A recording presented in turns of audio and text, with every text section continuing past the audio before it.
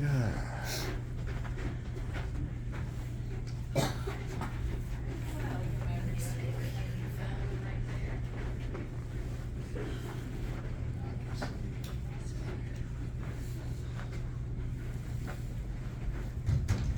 Here in the Lincoln home. I'm gonna try to squeeze my way kind of to the middle here. Pardon me, pardon me. Am I bending up by you? Sure. All right, great. Okay, and can you guys all see okay on the end? Do we need to squeeze in a little more? We can. We're good? Okay, excellent. Yeah, we got a pretty full group with us. You'll see pretty quickly why we had to limit the amount of people coming in at a time, so you're always welcome to block my view. I have seen it before. I will see it later. I want to make sure you guys all get a good chance to see. But this is a wonderful place to really start our tour off in. If you were a guest of the Lincoln family, which in a way we are today, right? This is the room you would be brought to. They call this room the parlor. This is their formal entertaining area where they're going to meet with their friends, their family. This room has all sorts of memories for them, some happy, some sad.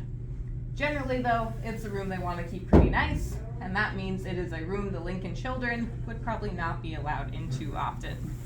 Now the Lincolns had 4 children, all boys. We mentioned Robert already, the oldest. He's the only one not born inside the home here, born before they moved on in. The other 3, we think, were actually likely born in the back part of this parlor. We mentioned really quickly some of those home additions they added on. This is one of them, initially to use as a downstairs bedroom. So going in order, the next son would be Edward, Eddie for short. Eddie Lincoln, he actually ended up passing away inside the home here, just a couple of weeks before he would have turned 4 years old. The Lincolns actually had their son's funeral in the front part of this parlor, right over here. This loss, it really did impact the young family. We actually think Abraham Lincoln, he may have anonymously written a poem in one of the local newspapers in tribute to his son. They'll go on to have 2 more children after Eddie. There's William, Willie for short.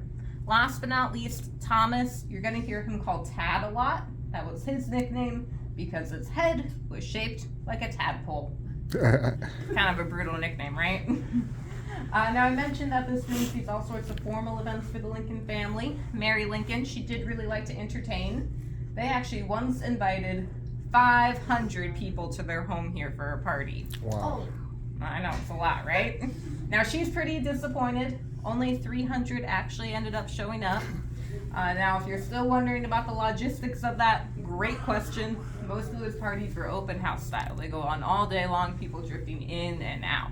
That's how you're able to get so many people in here. Now Mary Lincoln, she was very interested in politics. She wanted to help her husband, and she saw parties as a good way to do that. She would try to people watch at these events. Let's see who could be a good potential political ally for Lincoln. And we think Abraham Lincoln probably appreciated it when he has got the news that he has won the election. He will be the next president of the United States. He comes running home from the old state capitol to tell her, Mary, Mary, we are elected. I think that's a pretty revealing word choice, right? Mm-hmm. We rather than I. After the Lincolns win that election, if you guys see these illustrations down here on the ground floor, they were done in a newspaper back in 1861, basically as a publicity stunt. You know, an inside look to the Lincoln home. Really great for us today when it comes to the restoration of this space. Helps us take our best guess on things like the wallpaper, the carpeting, and putting back some of the artifacts we have in our collection. This room in particular has a lot. Basically, every piece of this dark wooded furniture with the black woven horsehair upholstery, marble table by the 2 windows, the shelf right here in the middle, they call that a whatnot. It's where you put all your whatnots. You guys get it. And over here we have the candle holders along this mantle, and in the very corner you'll see a bookcase and one of the books in there. Now I will let you guys take a good look around in here. You all right? All right. Our next stop is going to be the dining room. That room is going to be a little bit too tight for us to all hang out in together, so we'll just have to walk on through. But keep your eyes open. In the corner, you're going to see a not original white almond cake. That was Mary Lincoln's specialty. If anyone here is a baker themselves, you can get that recipe up at our front desk. Try it yourself. like we said, it's President's Day. If you need an excuse to make it, right? I think they even sell the cake mix in the gift shop. So we want to make it a little easier. The little cake stand you see the cake is on, that is an original piece. And then my line leaders, I'm just going to meet up with you guys at the room on the other side.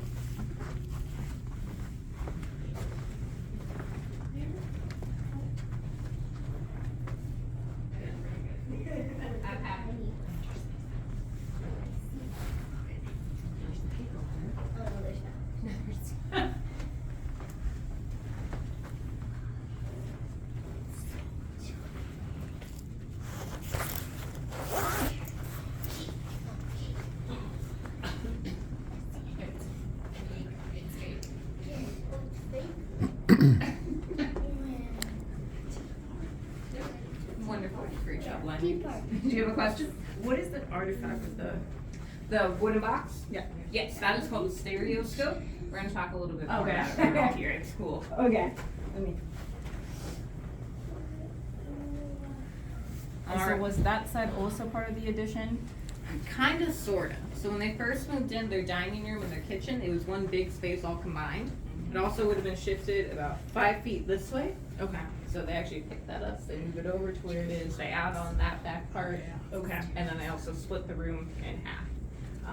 Before, it was really more used as like a kitchen space. We talked about Mary liking to entertain, right? She wanted that dining area, so splits the room in half. All right, I'm gonna have you guys scooch maybe right in front of me, just so we can all fit okay. Space is kind of the name of the game. And you guys already kind of got it. You have to kind of double up in this room. Perfect. Okay, welcome everybody. Now, if the parlor was that kind of fancy party room, this room, they called it the sitting room. This is kind of like our version of a family room, a living room. If the Lincolns had a TV back then, this is where it's going. Now, tragically, no television back in their day, no electricity in the Lincoln home, so they have to come up with some other forms of entertainment. And lucky for them, we have a couple of options over there on the table. So you'll see a little chess set. That's pretty close to what we think the Lincolns would have looked like. When they were doing some archaeology work in the backyard after this became a museum, they find a broken pawn. With that, they're able to find a chess set that matches up pretty close to what we think theirs would be. Lincoln was a pretty good chess player, played a lot with his friends here in town. They kind of had their own little club for it almost. Now right next to that, if you see the wooden box with the eye holes, that is the Lincoln's high-tech, state-of-the-art home entertainment system called a stereoscope. It works kind of like the early version of a Viewmaster, if you had one of those growing up, or like the very early version of 3D glasses. You see those pictures on the table, you would take them, you put them into that box, you'd look on through, and it would kind of trick your eyes into thinking it was a 3D image. I know for us today, not very high tech, but in Lincoln's time, I promise this really was one of the coolest things you could have. Wow. Believe it or not, that toy, it cost more money than the stove the Lincolns will buy for their kitchen. Wow. So that gives you a good idea of just how indulgent they were as parents. Now the Lincolns also had a number of animals that they would run around and play with. That included a dog. His name was Fido. He was a yellow lab mix. They loved him dearly. And if anyone here is more of a cat person, don't you worry. Lincoln was a cat lover too. He was notorious for picking up stray kittens when he was walking home from work. Mary Lincoln once wrote that collecting cats was her husband's favorite hobby. Definitely a lifelong animal lover. But do you guys have any other questions down here before we get ready to head on up? Doesn't look like the fireplace is very deep to put logs in. You got a good eye, yeah. So they've actually, once this became a museum, they've locked it in a little bit to help with the airflow, help preserve some of the artifacts in here. So in their time, it would be deeper. Okay.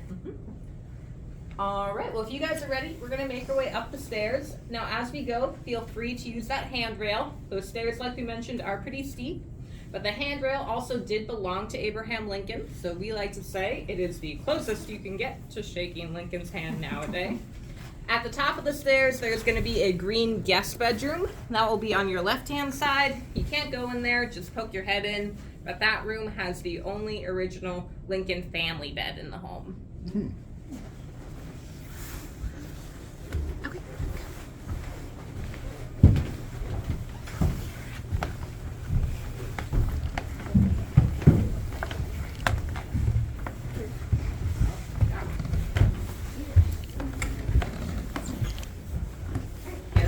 It's on your left.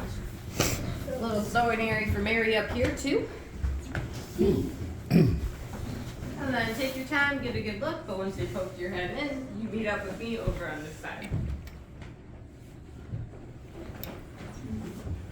Cool.